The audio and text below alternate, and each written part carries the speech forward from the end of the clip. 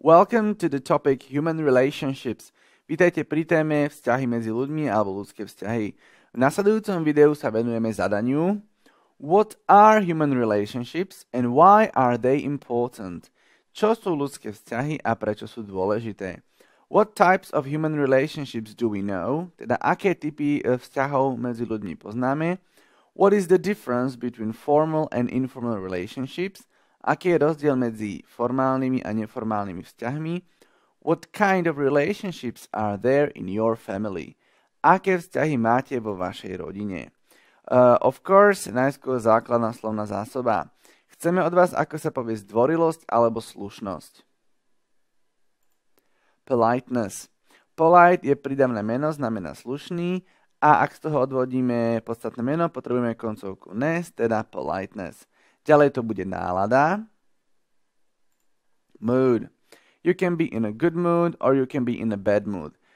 Štandardne sa nehovorí, že I have good mood today, ale poviem I am in a good mood, teda som v dobrej nálade. A naposledy to bude fráza mať niečo spoločné. To have something in common. Teda napríklad možno so sestrou mám spoločné, čo ja viem, lásku k športu. So I have love for sports in common with my sister.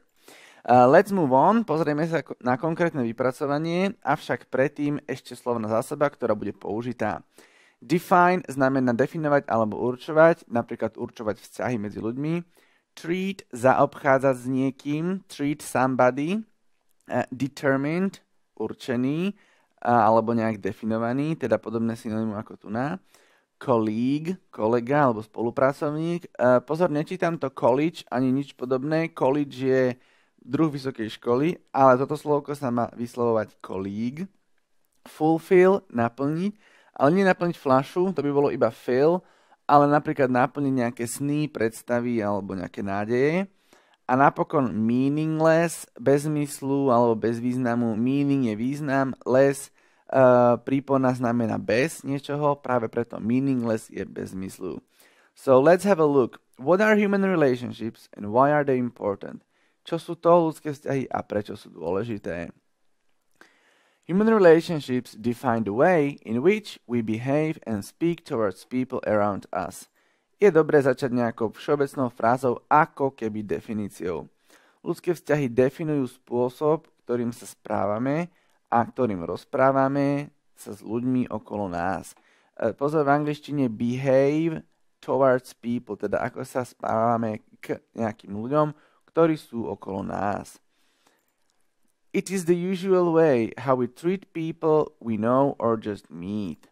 Teda je to ten bežný spôsob, tu na slovko way znamená spôsob, neznamená to cesta, ale je to ten bežný spôsob, ktorým zaobchádzame s ľuďmi, ktorých poznáme, alebo iba stretneme.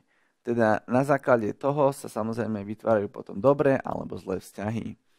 There are different relationships between parents and children and between colleagues at work, just to give an example. Teda aby sme dali príklad, existujú rôzne vzťahy medzi rodičmi a deťmi a napríklad medzi kolegami v práci. Just to give an example je dobrá fráza, znamená len, aby som dal nejaký príklad. Teda je jasné, že sa inak správajú k sebe rodičia, deti a spolupracovníci v nejakej firme. While children and parents have very close relationships, especially when the children are young, colleagues or co-workers might have just formal relationships determined by their job. A teraz je tu dobre použiť tieto spojky, ktorými tú vetu, ako keby spravím z toho súvetie kvalitnejšie, ako keby som len zarecitoval dve vety, ktoré by neboli spojené. Teda zatiaľ, čo deti a rodičia majú veľmi blízke vzťahy, predovšetkým, veľmi dobré slovko treba používať, predovšetkým, keď sú tie deti malé, kolegovia alebo spolupracovníci môžu mať, je tu špekulácia, teda might have, dám modálne sloveso, môžu mať formálne vzťahy, ktoré sú určené ich prácou. Teda možno si nejak extra nesedia, nerozumejú, preto majú len odtiaľ potiaľ vzťah, taký, ktorý je definovaný z hľadiska práce. People are social beings. This means we need relationships to fulfill this need. Teda idem ďalej. a idem to vysvetliť why are they important, teda prečo sú tie vzťahy medzi ľuďmi dôležité. Ľudia sú sociálne bytosti.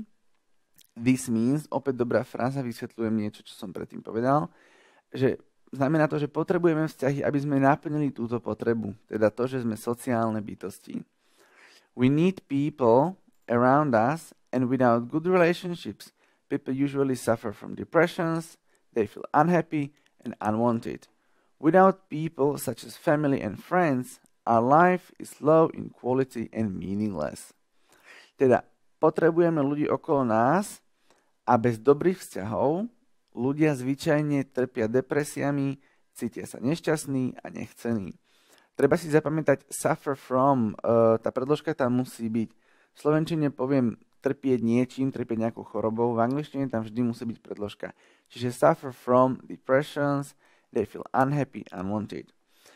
Bez ľudí, without people, such as family or friends, teda bez ľudí ako napríklad rodina alebo priatelia, náš život is low in quality znamená, že má nízku kvalitu a meaningless znamená, že je nezmyselný alebo nemá význam.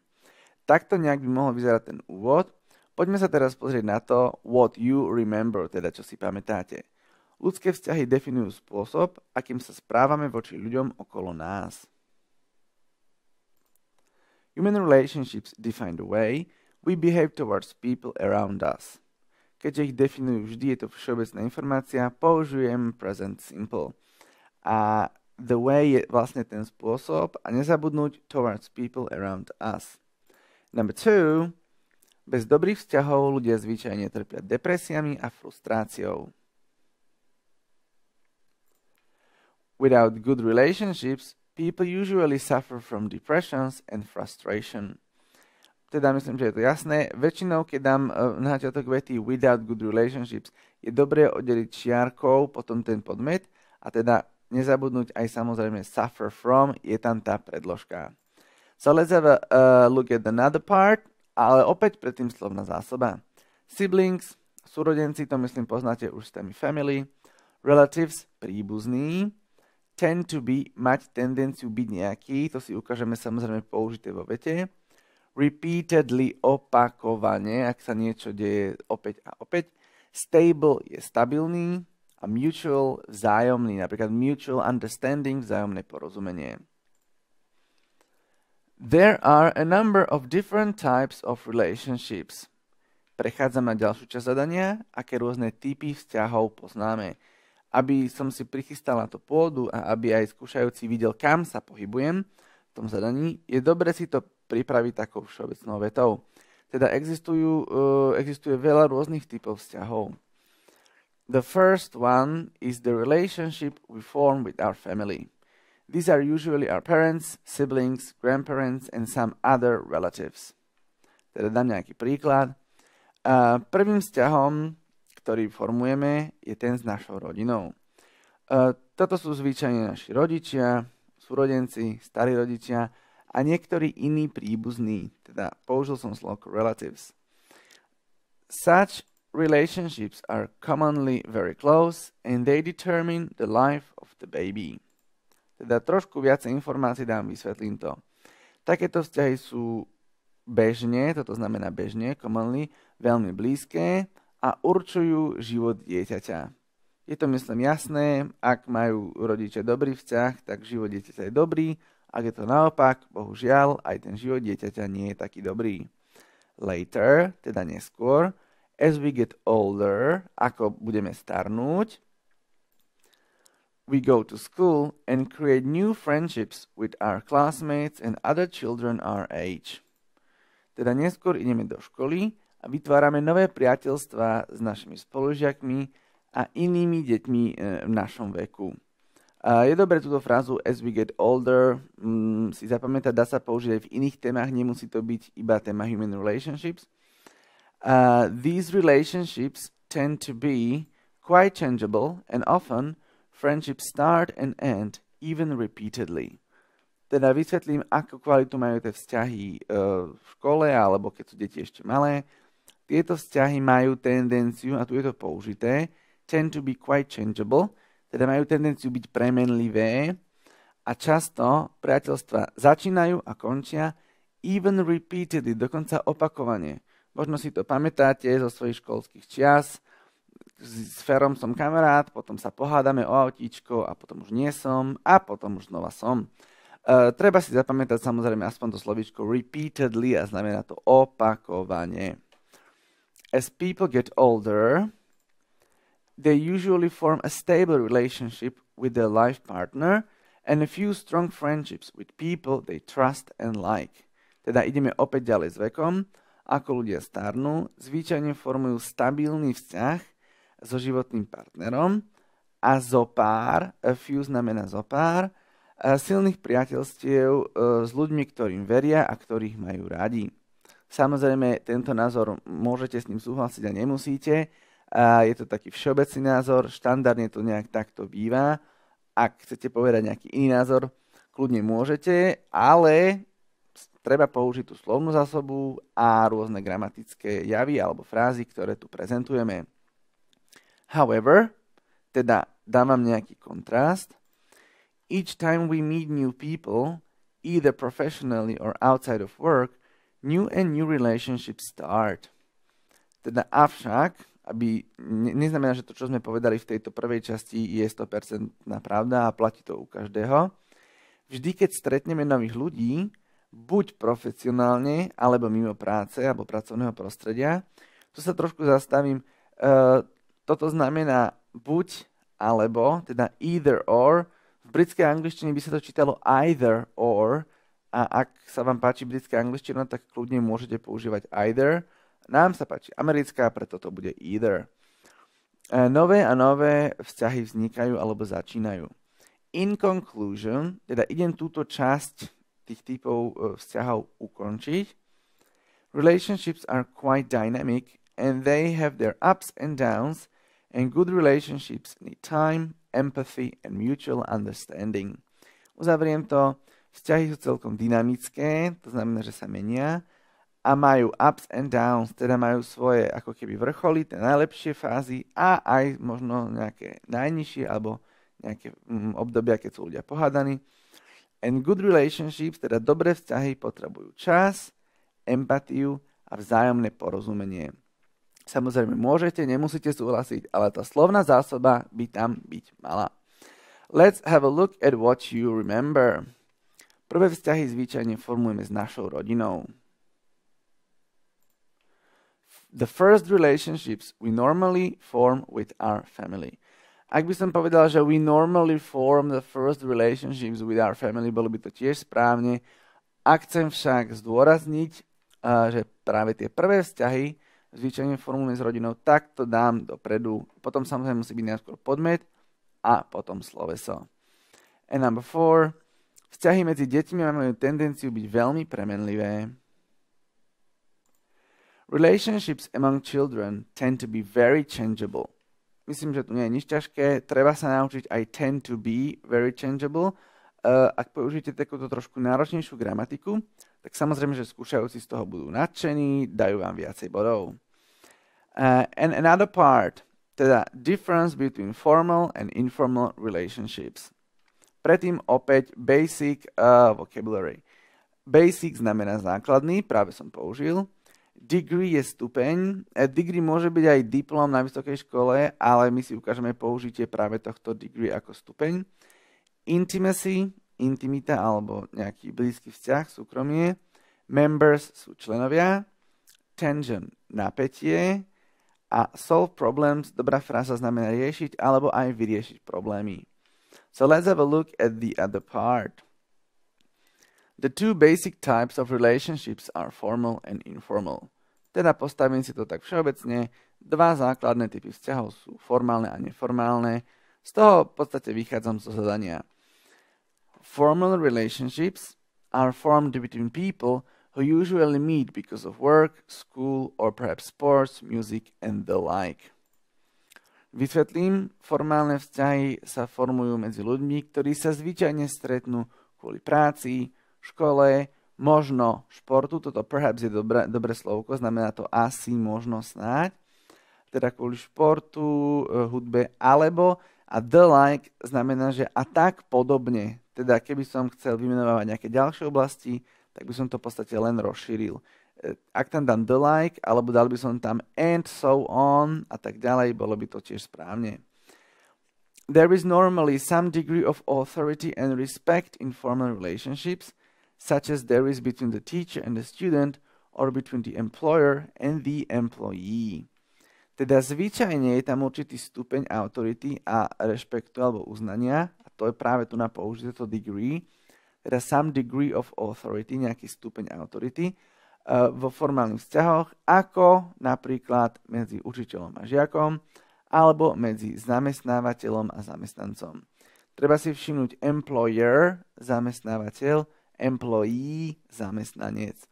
However, avšak, teda nie vždy platí len toto, with time, formal relationships can turn into informal ones. Therefore, informal relationships are based on intimacy and our personal choice and preference. Teda s časom formálne vzťahy sa môžu zmeniť na neformálne. Práve preto, alebo vyplývajúc z toho, čo som povedal, teda therefore, neformálne vzťahy sú založené na intimite alebo na bližšom ušom vzťahu a osobnej voľbe a preferencii. Teda ak som rád s Janom, Ferom, Zuzou alebo Ďusom, tak práve s tými budem mať informal relationships a ak nie som rád, neviem, s Jožom, tak s ním asi blízky úzky vzťah nebudem mať. That means, teda ešte to vysvetlím, we have informal relationships with people we know very well and like, such as family members and friends. Teda len rozšírenie. Znamená to, že máme neformálne vzťahy s ľuďmi, ktorých poznáme veľmi dobre a máme ich radi, ako napríklad členovia rodiny alebo priatelia. In my family, teda prechádzam na tú časť in your family. In my family, there are very friendly and positive relationships among the members. Arguments are very rare, and if there is some tension, we can usually discuss everything and solve problems together. V našej rodine existujú tam veľmi priateľské a pozitívne vzťahy medzi tými členmi rodiny. Hádky alebo nejaké nešváry sú veľmi zriedkavé, teda rare. A ak existuje nejaké napätie, teda if there is some tension, we can usually discuss everything and solve problems together. Zvyčajne to dokážeme všetko prediskutovať, vyjasniť si a vyriešiť tie problémy spolu. Treba si všimnúť discuss everything, teda nedáva sa tam žiadna predložka. Nepoviem discuss about everything, alebo discuss about something, ale dám discuss a hneď potom koho čo. Argument sú hádky, to by ste mohli poznať. A tension, už spomínané napätie. Rare znamená taký vzácny alebo zriedkavý. So let's have a look again at what you remember. Ako čas plynie, formálne vzťahy sa môžu zmeniť na neformálne. As time goes by, formal relationships can turn into informal ones. To je dobrá fráza, as time goes by, dá sa to použiť v rôznych témach. A can turn into, teda zmeniť sa. Keby dáme change, bolo by to tiež správne, ale turn into je frázové sloveso a preto je to kvalitnejšie vyjadrenie. And number 6. Zvyčajne máme neformálne vzťahy s ľuďmi, ktorých poznáme veľmi dobre. We usually have informal relationships with people who we know very well. Teda samozrejme najskôr usually, potom sloveso have a who we know very well. Keby poviem with people we know very well, že by som tam nedal to who, bolo by to tiež samozrejme správne. A pozor na výslovnosť very well. Nehovorím very well, ale vvv ako veverička, teda very a well. Tam je dvojité v, preto je tam v, čiže veľmi dobre, ktorých poznáme veľmi dobre. And the final part, a v záverečnej časti sa pozrieme opäť na slovnú zásobu. Get along with, teda vychádzať s niekým, ale ako nie, že ideme na balkón, ale vychádzať mať dobrý vzťah. Decision, rozhodnutie. Participate in, podieľať sa na niečom alebo zapájať sa do niečoho. No matter what, teda bez ohľadu na niečo. Anniversary, výročie a mood, nálada. In the end, teda napokon, What kind of relationships are there in my family? Teda opäť to tak vyjadrím, alebo teda prichystám si tú časť otázkou. Teda napokon, aké vzťahy máme v našej rodine? Keďže je to tu zadané v zadaní, samozrejme naznačím tým skúšajúcim, že už prechádzam na záver, idem si vyjadriť v poslednej časti zadania. Teda aké vzťahy máme v rodine?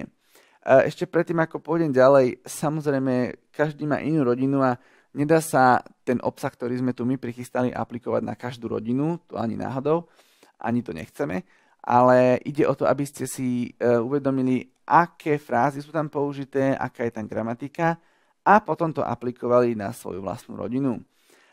Samozrejme, skúšajúci nemajú právo zisťovať, ako to vo vašej rodine vyzerá, či sa tam mama s otcom hádajú, alebo neviem, babka býva hladná volade v pivnici, ale tým pádom sa vám otvára možnosť používať tú slovnú zásobu a gramatiku a slovíčka, frázy, ktoré poznáte a nejde o tú pravdivostnú hodnotu. Teda keby náhodou poviete presne to, čo sme tu povedali my, nikto nemá právo vám povedať, že to tak nie je, pokiaľ teda učiteľka nie je rodinný priateľ.